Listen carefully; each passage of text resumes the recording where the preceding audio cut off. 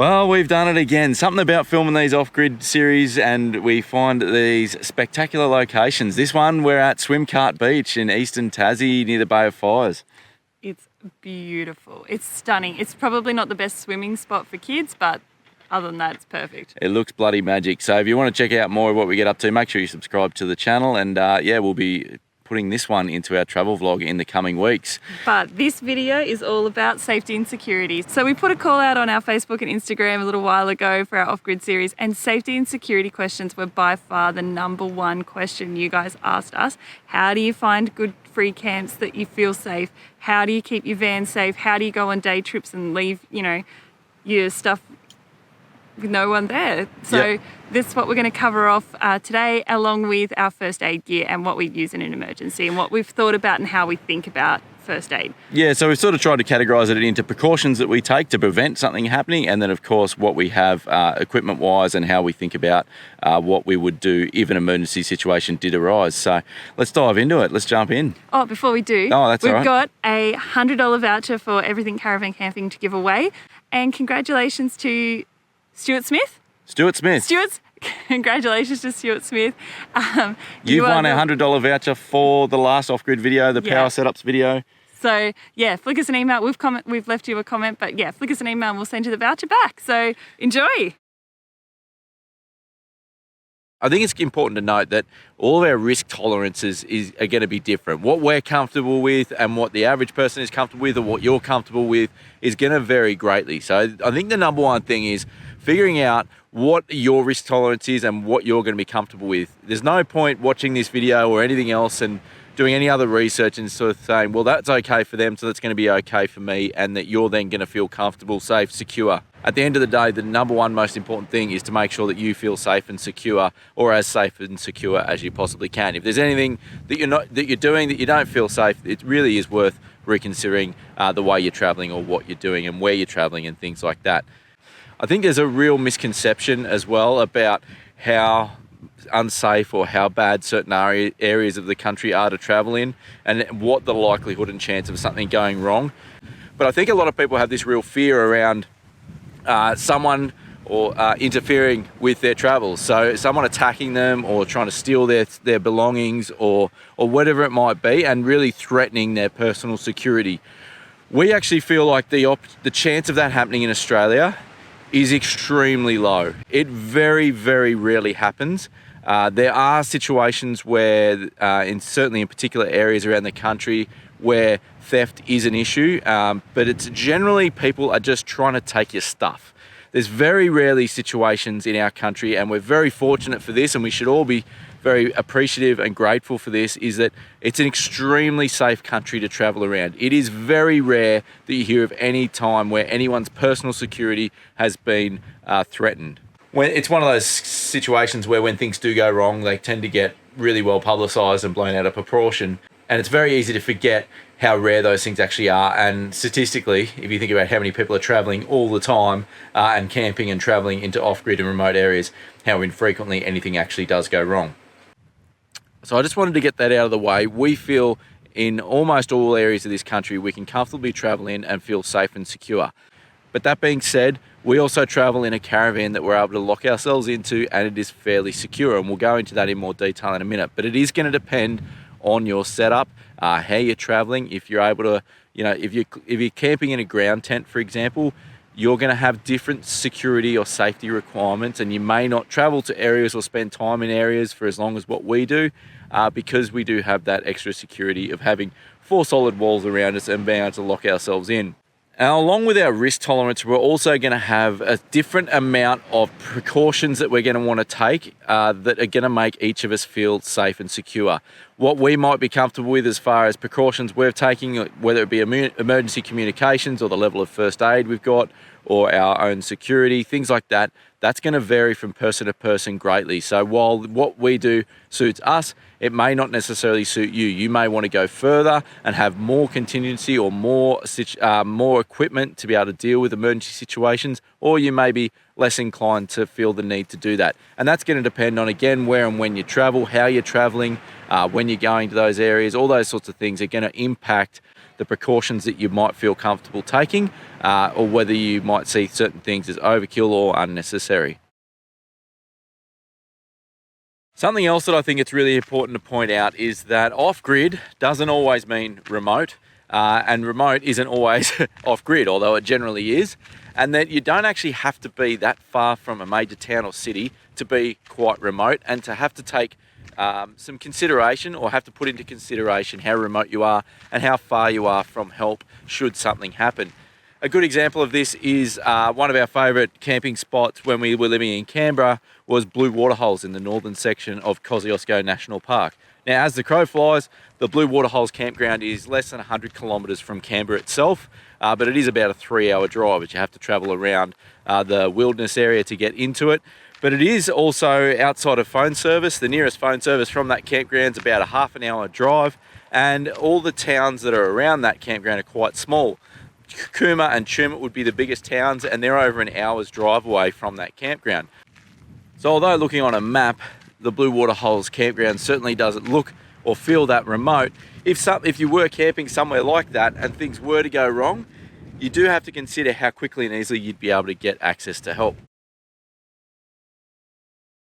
So I think a big one is people often ask us, how do you pick where you're going to stay? How do you decide where you're going to stay and how safe it is? And to get a feel, I guess, for understanding where might be safe to camp and where might be less safe. And I really don't want to go into too much on this because I think there's a lot of irrational fear about this when traveling in Australia. As I said earlier, Australia's an insanely safe country to travel. The opportunity for people to get into strife through someone else's wrongdoing towards them is so incredibly rare that I don't think it should be a huge consideration. But at the same time, you want to take some basic precautions and have a bit of common sense to make sure you don't end up in a situation where that's going to happen.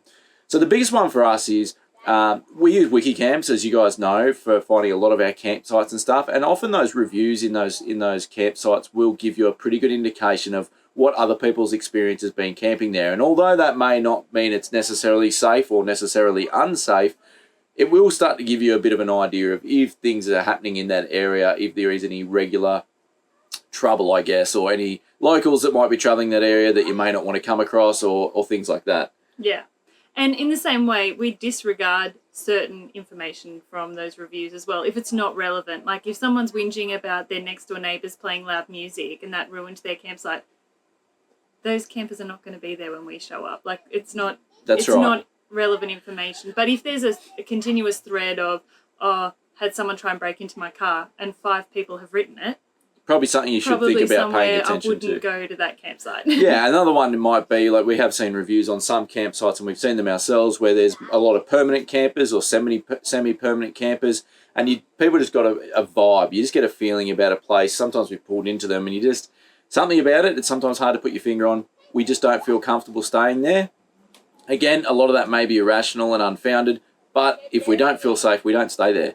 There's no point just trying to push through that and go, oh no, it should be fine, and then you just don't have a great night's sleep because you're constantly worried about it. Yeah, exactly. All it's doing is ruining your night's sleep. So you may as well drive an extra 30 minutes to a different campsite where you do feel safe. Exactly. Yeah. So apart from Wikicamps reviews, the next biggest one is probably just talking to locals and other travellers. So talking to people that have travelled to the area you're going to and finding out where they stayed, what they thought of it, things like that.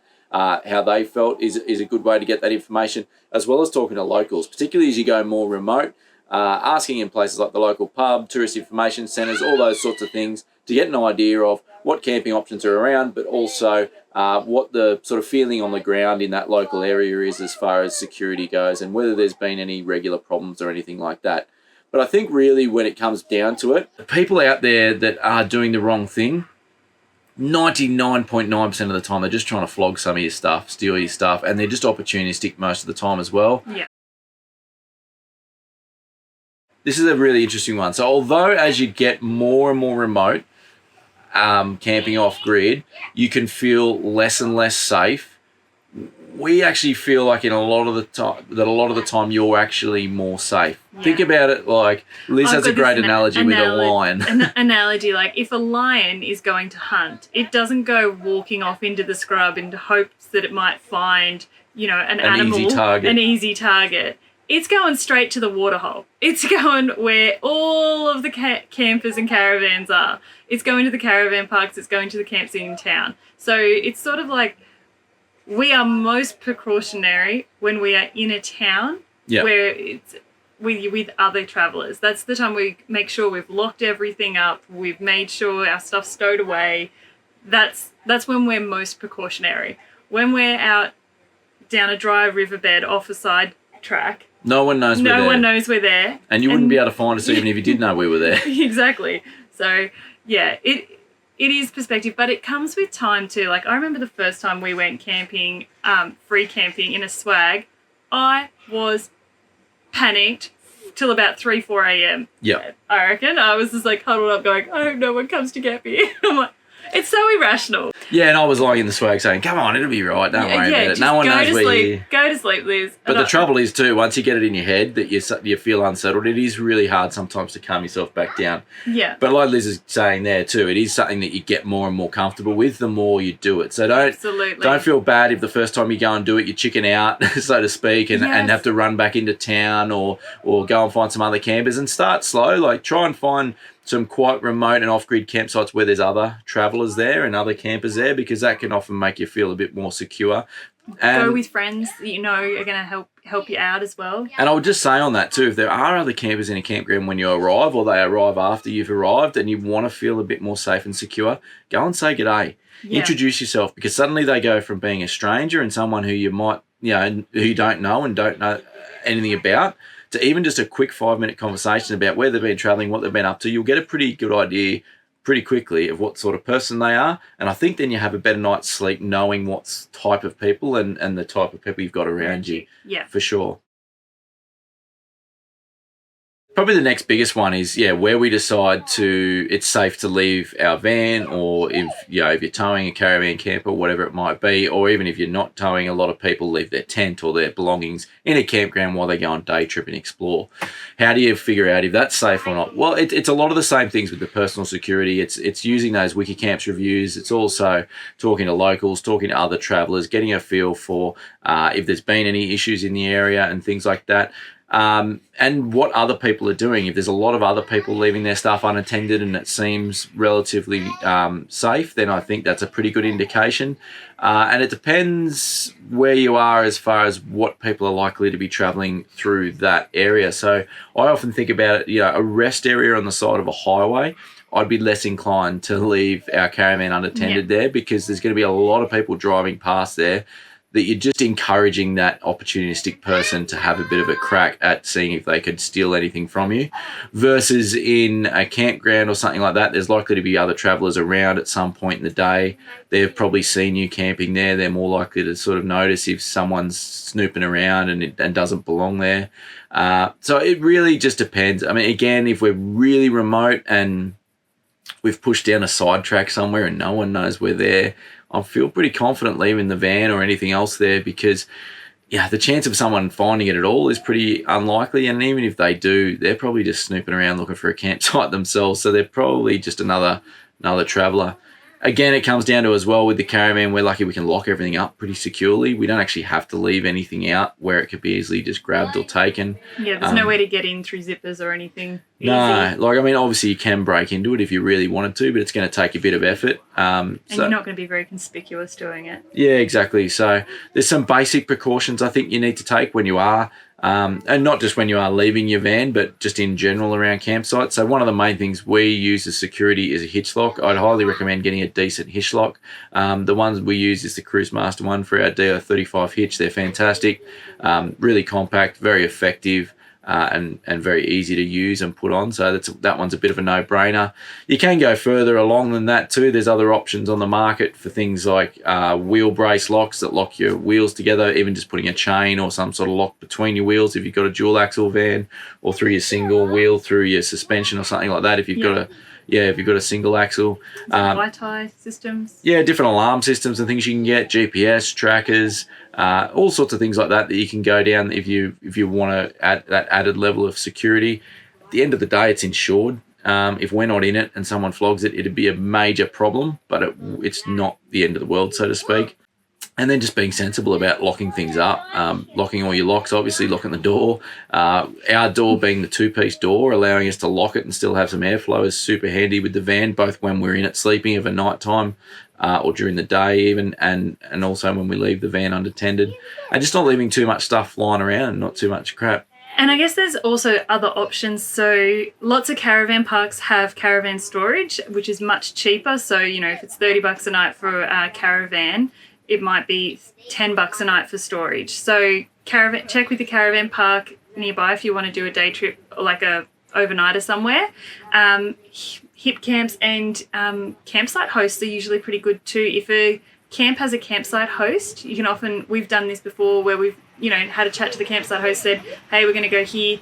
Do you mind if we park the van on this site? Pay for one person per night sort of thing, and leave the van there, and they're more than happy to just keep an eye on it, knowing, because they're aware of who's coming in and who's coming out in certain camps. So you have got other options as well. Yeah, absolutely. Okay, so we've covered off now the precautions that we take to prevent a situation occurring or to minimise the chance of something happening. But what do we have in place, or what sort of things are we thinking about when it comes to dealing with a situation if it does occur? So the main things we're thinking about here is our being able to contact help if we need it is first and foremost. So what communications we have. So first and foremost really for us is communications. If something goes wrong at the end of the day, the number one thing you're going to want to be able to do is raise help or let someone know that you're in need of assistance. The first thing you're going to be doing is calling out for help or going to seek help from other travellers or anyone else that might be around you. The first one you're going to pick up after that, if there's no one else around or you can't help, is mobile phone. Now, even though you might be off grid and remote, most parts of Australia, or a lot of parts of Australia, you still do have access to mobile phone reception. So if you've got reception, obviously you're going to grab your phone. There's a great app we also have on our phone called the Emergency Plus app. I'll put it up on there. It's the little orange one down there. So Liz will... Yeah, yep. Can you open it? So if we go into the Emergency Plus app, I'll probably have to get some different B-roll of this, but so if you go into the Emergency Plus app, you can dial 000 from there. You can also contact the SES. There's also a non-emergency police number in there. So if there's someone snooping around a campsite or there's a theft or something like that and you don't actually need to call the police for an emergency, you can hit that one there. And it also gives you, the big one is it gives you your GPS location and your location wherever you are so that you can relay that information to the operator in an emergency. There's also a really cool feature that the emergency app uses, which is called What 3 Words. Now, What 3 Words was a system that was developed, I don't know how long ago, it's relatively recent, but it's basically they took the entire surface of the globe and divided it into a grid so that, and I think it's only like a 3 metre by 3 metre, it might even be less than that grid, and each grid square on the entire surface of the earth is given 3 words, and it's like a unique 3 random words that gives it a location. And those 3 words are as accurate as GPS, and you can relay those 3 words to emergency services and they can use that to pinpoint your location. It's a really kind of cool and clever system. It's obviously just a lot easier to relay 3 specific words rather than trying to read out GPS coordinates or something like that. So especially in an emergency situation. Yeah, particularly in an emergency, if you're trying to, you obviously it's going to be potentially quite stressful and things like that. So to be able to just recite 3 words and them to know exactly where you are is a pretty cool little feature. For example, where we are now, the 3 words are tribe, renewed, whispered. So if you're curious, Google What 3 Words and type in tribe, renewed, whispered, and then you'll see exactly where we were when we filmed this video here at Swimcart Beach. It's a pretty cool feature. So that one's a really good one. Obviously, if you've got phone service, and the emergency app does work offline as well. So even if you're able to get an emergency call out via another communication method, that app will still give you your location, which is super handy. Next one for us is something that we've always got for a variety of reasons is our UHF. Now, we've obviously got the one built into the car, but we also have a handheld that we can take with us if we're away from the car, hiking or something like that. Obviously, it's a short-range communication. Depending on what repeater towers and stuff are around you, you'll have a variety of sort of distances that it'll be able to transmit, but generally it's about 5Ks maximum, unless you can get a good repeater station. There is an emergency channel for UHF as well, so you can jump on the emergency channel and transmit your emergency and see if you can get someone who may have a way of raising help for you or spreading the word that you need some help. So UHF's a handy one. It's one that most travellers carry anyway, so it's something that you're likely to have handy, and it doesn't rely on phone service, but it does rely on someone obviously listening in and being near enough to hear your signal. So channels 5 and 35 on a UHF are reserved for emergencies, so you use those and they'll use any repeaters in the area to retransmit that signal. So in a medical emergency, we also have this PLB, which just lives here in our vehicle and is something that we can quickly and easily grab out. And this is an emergency personal locator beacon that'll send off a GPS distress signal that is monitored by the Australian government through the, I think it's the Maritime Board monitors these, and that basically sends out an emergency signal to say we're in desperate need of help and we need it quickly. But this is only for use to preserve human life, is its job. So it's not if there's Flat tire, or you're flooded in somewhere to recover your vehicle or your setup or anything like that. It's not for mechanical breakdown or until it becomes, or if it's likely to become, an emergency situation that life is threatened, but that's what that's for. So we really like this because it's peace of mind. They're relatively cheap. This one was about $300. They last for 10 years, the battery in them, and then they're basically you throw away and you replace them. But so for about $30 a year, it's pretty well peace of mind. We've had this for a long time before we started traveling full time. Downsides to them are they're a one-way communication, so you don't know that someone's received the signal or that how far away help is or anything like that. All you know is that you've set out that signal and that eventually someone will get that signal and come to you. So that is definitely the downside of them, but the upside is there's no subscription cost. It works all the time. It needs obviously no other signal or anything like that, whereas some of the other ones, or most of the other ones that I know of, that allow you to do two-way communication, like the Zoleo and some of the Garmin units and things like that, require an ongoing subscription payment. So that's something you've got to decide, I guess, whether you think that's worthwhile or not. The next big one that's becoming more and more prevalent these days is Starlink as well. Starlink's becoming a potential option. It's not something I would want to rely on in an emergency, but if you've got it there, you may as well set it up, or if it's already set up, use that to try and get an emergency signal out as well if something were to go wrong. So then apart from Starlink, obviously you've got the sat phone, the old trusty reliable sat phone. Again, the downside to them is the cost, both the purchasing cost and the ongoing cost to keep a subscription going, although they are getting more and more affordable. But yeah, again, its advantage is that it's two-way communication. So you can have a conversation with someone, get help, and you know how far away help is, which would be really good peace of mind. With the PLB, it could be something as simple as like 1 minute you're sitting around a campfire, the next minute you've got a child who's been burnt and you need help, you need it straight away. It's so easy. Like when you need the right gear, you need the right gear. And it's just an amazing peace of mind knowing that you've got that gear in an event of an emergency. I think, yeah, just having it, to not have that stress of, oh, what if this happened? Knowing that we've got all the stuff on us to deal with an emergency situation just alleviates a lot of that stress. So after communication, the next thing in a medical emergency that we take into consideration pretty seriously is first aid. Yeah, so we've got a few different first aid kits and we've got them in all different locations. So one is in our hiking bag that we go and take hiking with us, one is in the car, and one is in the van. So it doesn't matter what's happening, there'll always be one nearby. It's not something we've done particularly well in the past. We've just gotten our act together pretty recently. Just before Christmas last year, we got a couple of new kits to really sort our gear out because we had a minor incident. I had got something in my eye at a camp one night, and Liz went rifling through our first aid kit to try and find some saline to wash out my eye, and it was an absolute proverbial shit fight. Yeah, just to find something really basic like saline. So this was one of our main first aid kits. We had two. This was the one from the car, and we've recently just gotten rid of the one we had in the caravan. I've got this in 2004 in preparation for my first lap around Australia in 2005. So She's a little old. Not everything in it is that old, although I'm sure some stuff is. It's been restocked many times over the years, but it was basically just a toolbox full of just paraphernalia. So to try and find anything in there, it's not quick and easy. And the one that was in the Caravan wasn't much better organised than that. It's worse than this one. So that was our car and our Caravan kits, and then we had this, which is our survival snakebite kit. We've had this, again, for years, probably had this... 7 years. Oh, yeah, we got it when Harrison was born. When Harrison was born, because I was worried about him getting a snake bite.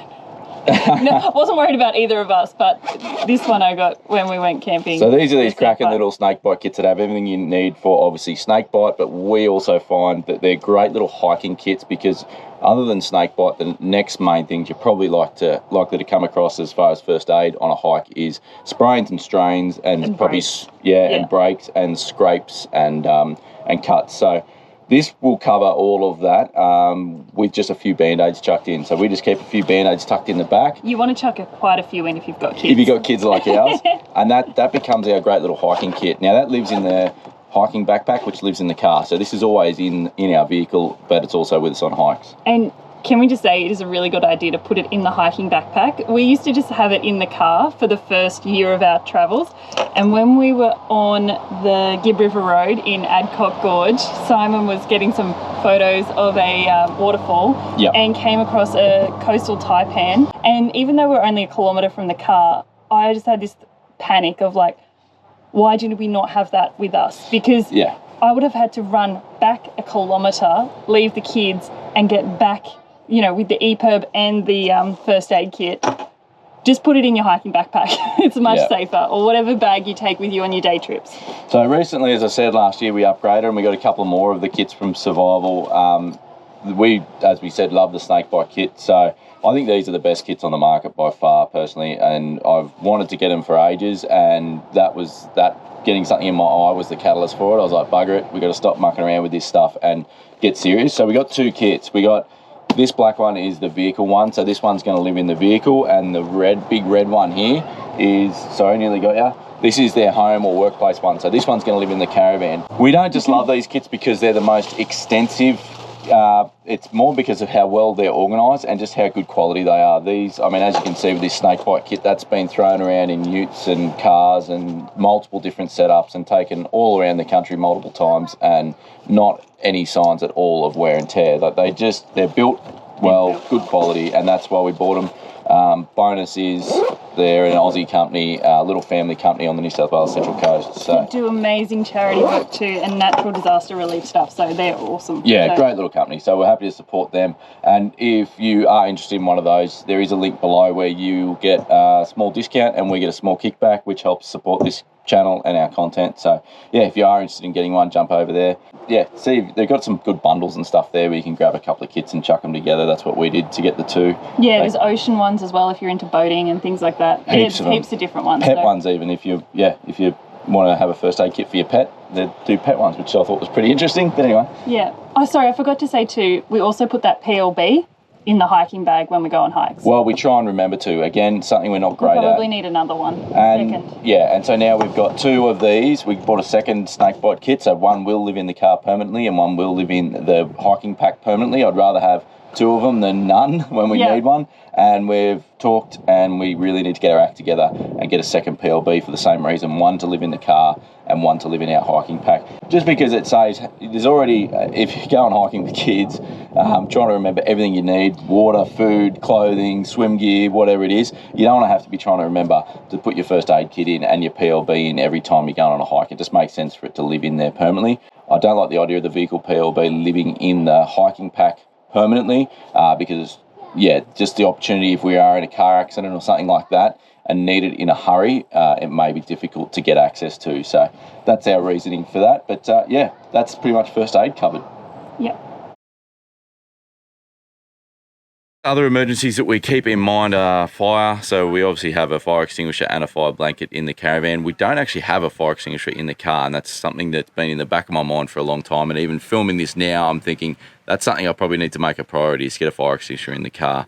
The other thing to keep in mind is if you are towing, or even if you're not, making sure that at least two of you in your travelling party are confident driving, confident towing, so that if you are in an emergency situation, that you can get yourself out of it if your primary driver is injured or if for some reason can't drive. Failing that, making sure that both of you, or at least two of you, know how to unhitch your trailer or caravan so that you can remove it, leave it, and get out of there just in the vehicle. So that's something we're always keeping in mind, and I'm always trying to make sure Liz gets plenty of experience driving with the caravan on so that she can, at a pinch, if we need to, get out of there. Something else a few people ask us about, and I've had this one a couple of times, is weapons, firearms and other weapons. Do we carry them for personal protection and things like that? The short answer is no. I don't think that's necessary in Australia. I think it's a very Americanized mentality.